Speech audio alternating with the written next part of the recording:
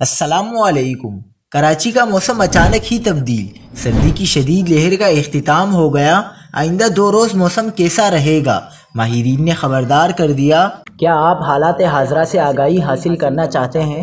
خبر کے پیچھے چھپے اصل حقائق جاننا چاہتے ہیں تو ابھی سبسکرائب کیجئے جلمل پاکستان کو اور ساتھ ہی گھنٹی کے نشان پر کلک کر دیں۔ آپ کو بتاتے چلیں کہ شہر قائد کا درجہ حرارت بڑھنے لگا۔ سردی کا موسم اب ہمارے شہر میں اختتام پذیر ہو رہا ہے۔ آج شمال سے چلنے والی ہواؤں میں کمی کا امکان ہے۔ بارش کا فی الحال کوئی امکان نہیں ہے۔ ماہرین موسمیات کے مطابق کراچی میں سردی کی جاری شدید لہر اختتام پذیر ہو چکی ہے۔